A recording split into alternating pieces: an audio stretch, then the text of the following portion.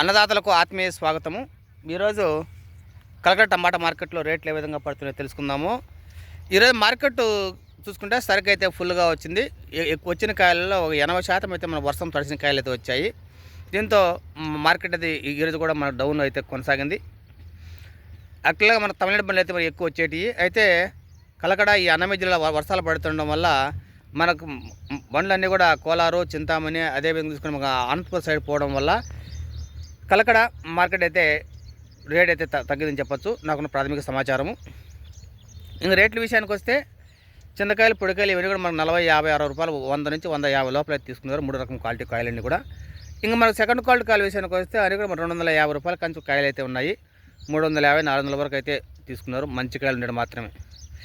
ఇంకా మంచి వరకు తడుచుకునే కాయలు మంచి కాయలు తీసుకుంటే 450 రూపాయల కాడ నుంచి స్టార్టు 540, 50 వరకు అయితే కొట్టినారు. ఎక్కువ కాయలు, ఎక్కువ మొత్తం కాయలు, మంచి కాయలు అన్నీ కూడా.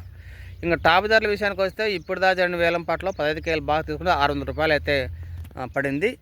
ఇంకా చాలా మంది వేలంపాట జరగాల్సి ఉంది. ఇంకా ఏమైనా టాబ్లెట్ పెరిగితే 60, 60, 70 కూడా పోయే అవకాశం అయితే ఉండొచ్చు మంచి కాయలు అయితే. అయితే ఈరోజు చూసుకుంటే మా కలెక్టర్ పరిస్థితి ఏంటంటే బండ్లు అయితే ఏం రాలేదనమాట. వర్షం కారణంగా వర్షం తడిసిన కాయలు వస్తున్నాయి కాబట్టి బండ్లు అయితే కొంచెం ఆసక్తి చూపలేదని మనకు సమాచారం అయితే ఉంది. ప్రస్తుతం బండ్లు చూసుకొని మా చింతామణి, కోలార్ ఆ సైడ్ అయితే పోతున్నాయి. 1-2 రోజుల్లో ఈ వర్షం తగ్గిన వెంటనే ప్రస్తుతం చూసుకుంటే మన అన్నమయ్య జిల్లాలో మళ్ళీ వర్షం పడే అవకాశాలు కనిపిస్తున్నాయి. తుంపర్లు అయితే రాలుతున్నాయి.